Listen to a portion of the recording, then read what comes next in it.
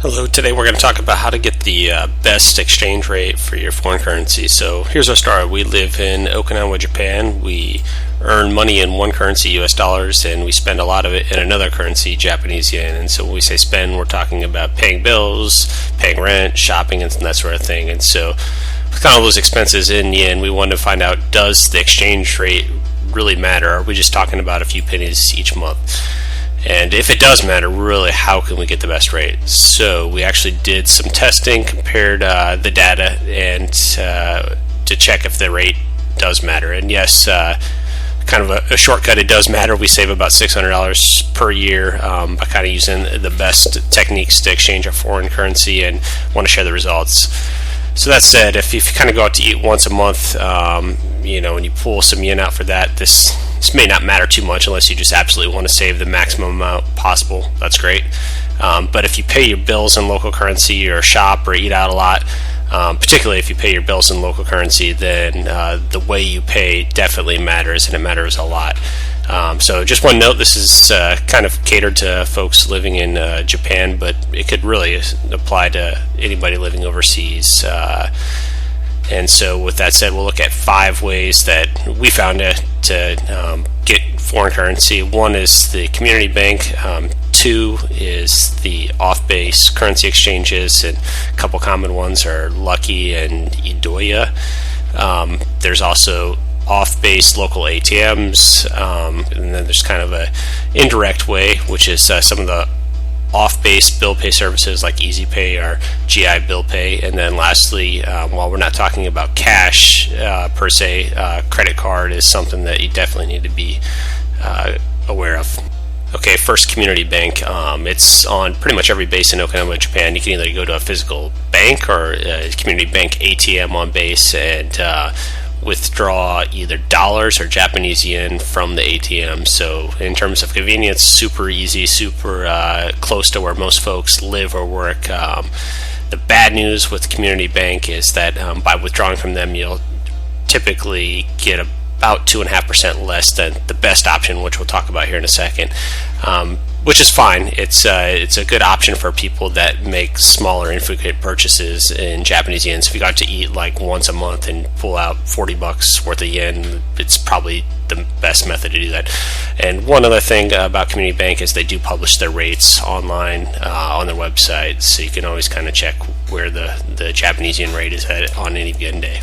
Okay, second, off-base currency exchanges like Lucky Exchange, or I think I'm saying it's right, Idoya Exchange. Here's the basic idea. There's a couple steps involved. You either get dollars at a US ATM on base or a US bank on base, drive off base, and exchange your dollars for yen. So easy in concept, but a little bit of work involved. So once you get to the off-base currency exchanges, there are never any kind of fees per transaction, and you'll always get a better rate than you would at community bank, but you'll definitely not get the best rate possible, which we'll talk about in a second. So how much better of an exchange rate is off-base exchange compared to community bank? It's about 1.5% on average better than community bank. So a couple things that you want to be aware of when you do this. There's really no sense in trying to find the best off-base currency exchange that are all exactly lockstep in with one another, so you don't have to worry about comparison shopping. Simply just go to the most convenient, closest location for you. And again, it's always a better rate than community bank, about 1.5% better, and you can always check the exchange rate online before you go. They publish it on their websites, on their Facebook, and that sort of thing. So super simple.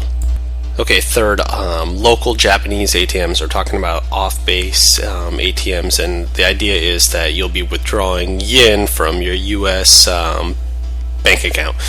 And so there's a couple of things you need to be aware of. You're going to have to make sure that you're using the right ATM card and the right ATM. And so when it comes to the right ATM card, there's really 3 ways that you can be charged fees, and you kind of need to be aware of all 3. There's the ATM itself, there's hidden currency conversion fees, and then there's also fees that some banks will charge for using kind of a non-network ATM. So go back to the first one, the ATM itself charging a fee. Most people are familiar with this. This is kind of the $2 or $3 fee that the ATM charges for using kind of an out-of-network ATM. And so this is pretty avoidable. Most good banks like USAA, there's the Schwab high yield ATM card. both refund these fees. So if you use a non-network ATM and you're charged $2 or $3 at the end of the month, you'll actually get that $2 or $3 back. Your bank will credit that back. The second type of fee here, and this is the more elusive one, these are hidden currency conversion fees, and these are kind of the hardest to spot. And these are very common, and they're kind of hard to avoid unless you have the right card. And so what it is, if you pull Japanese yen out of a U.S. bank account, you'll be charged maybe between 1 or 2% in the form of a currency conversion fee. These are avoidable if you have the right card, which we'll talk about in a second. And so the third type of fee is sometimes your bank will charge you for using somebody else's ATM, but if you have the right type of account, USA is really good about this.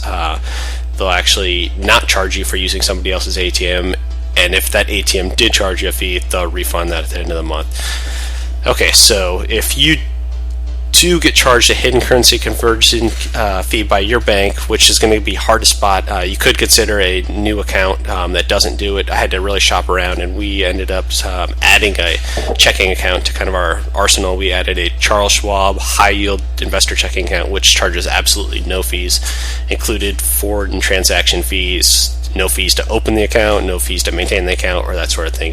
So the idea is that I keep my normal bank open, my USAA, which is where my paychecks get directly deposited, and then every time I need to withdraw yen, I simply push money from my USAA into my Charles Schwab account, and I can get it there, kind of transaction fee, no foreign transaction fees. There's a few steps getting kind of your accounts linked up so that you can push money electronically from USA to Schwab. It's definitely not hard. It's just a few steps required. It's called usually add an external account process so that you can actually push money from one bank account to another. And I'll put, if you're interested in that particular card that doesn't charge the foreign transaction fees, I'll put a link in the notes below this video here. Okay, so that was all about the right card. The second thing is you have to use the right ATM, and so you're going to find that with a U.S. Bank account, not all ATMs work here in Japan. The ones that I've been most successful with, actually the only one I've been successful with is the Japanese post office ATMs. These are the green ATMs, which you'll see a picture here. And they're pretty common. They're not just in post offices, they're in shopping malls, they're in supermarkets, then they're of course at post offices. So with these Japan post office ATMs, what you do want to be aware of is that you have a 100,000 yen per transaction limit. So you may, if you pay 200,000 yen each month in rent, you may have to make 2 transactions to withdraw your rent every month. And this was kind of weird, but the ATMs here are not like the ones in the US where they're open 24/7. So you'll find that they have actual hours, and typically normal kind of banking hours with some kind of weekend hours too. But if you went there at midnight, definitely don't expect to be able to withdraw yen. So a lot of kind of steps involved with the right ATM and the right ATM card, but it's definitely worth it because if you kind of get both of those right, you'll save about 2.5% over the community bank rate and about 1% over the Lucky Exchange or Idoya off-base commercial exchange rates. So there's definitely some advantage to using the off-base ATMs. Okay, fourth, bill pay services. And so what we're talking about here is the Easy Pay or the GI bill pay services. And the idea is that they kind of do all the dirty work for you. They debit your bank account once or twice a month, and then they go out and they pay all your bills for you. So super convenient. They only quote you a small fee. When I looked before making this video, the website shows between a $3.50 to $9 per month fee just to use their service. But there's kind of a catch. There's a much more elusive hidden cost, and that is the exchange rate that they hit you with. And so if you didn't know that these bill pay services will actually debit your bank accounts using the community bank rate, and which again, that's the worst rate possible. That's the same one you'd get on base at the community bank ATM or the community bank like physical brick and mortar building. So for example, if you pay 250,000 yen per month in rent and bills with your GI bill pay service, you'll end up losing about 6,200 yen or $50 per month. So if you kind of multiply it out by 12 months, that's $600 a year, and that's not even including the $3 to $9 monthly fee. So you kind of have to decide, is the convenience of Easy Pay or GI Bill worth the $600 per year, and that's up to you to decide. Okay, fifth is the credit cards. So everybody knows cash is king in Japan, but if you can, avoid cash and pay with the right credit card. So to be clear, when I say credit card, I'm not talking about taking a cash advance on your credit card at an ATM machine, but rather I'm talking about just swiping your credit card at the store when you pay. And so you won't be able to pay all your bills, like your rent or your electric bill, with a credit card, but you can still use it at a lot of restaurants, a lot of stores, and you can even use it to pay for some smaller bills like your internet bill or your cell phone bill, and you'll definitely get the best rate, hands down, better than you would at an off-base commercial exchange, better than you would at community bank, better than you would at an off-base ATM. Plus, if you have the right credit card, you're going to earn points, miles, cash back, that sort of thing. The one catch, though, actually, there's three catches. If you don't kind of meet all these wickets, then probably not smart to use your credit card. Number one, if your credit card itself charges a foreign transaction fee, or just like an annual, like $100 fee to keep the account open, then you probably want to avoid that. And so transaction fees, it's really super easy to find credit cards that don't charge a foreign transaction fee, but that said, there's still lots of them that do charge foreign transaction fees, and it's usually not too hard to spot. The second thing, if you can't pay your balance every month and you're being charged interest, what I'm talking about here will dwarf any gains that you'll achieve even with the best interest rate. So if you're paying 10 to 20% in interest and you're saving 1, 2, 3% on the right exchange rate, doesn't make sense. And the last thing is some off-base stores, merchants, restaurants, that sort of thing will charge you a small fee, maybe 100 yen or some percentage of the transaction, actually swipe your card and use your credit card at their establishment. When they do this, it almost never works out in your favor, so we just pay cash and avoid these kind of extra fees. So which cards to use? There are a lot of them that don't charge the foreign transaction fee, and it's pretty easy to spot ones that don't. I'm going to throw up here on the screen a kind of a comparison. If you go to like the Navy Federal website, and it's pretty obvious which ones charge for transaction or foreign transaction fees, annual maintenance fees, and that sort of thing. So just kind of shop around and find one that fits for you. Okay, just to kind of sum it up, the best rate possible would be, number one, if you can, pay with your credit card, assuming it doesn't charge you any of the fees we talked about, foreign transaction, annual maintenance fees, that sort of thing. Number two, if you use the right ATM card at the right off-base Japanese ATM, that is your second best option. And again, for me, I use the Schwab High Yield Investor Checking Account ATM card with the Japan Post Office ATM. Your third best option is the off-base currency exchanges like Lucky or Idoya.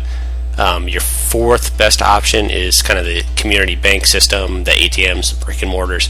And then the fifth is the automatic bill pay services like Easy Pay and GI Bill Pay. So that's just kind of in terms of 1 through 5, the best rate. It's not necessarily the most convenient.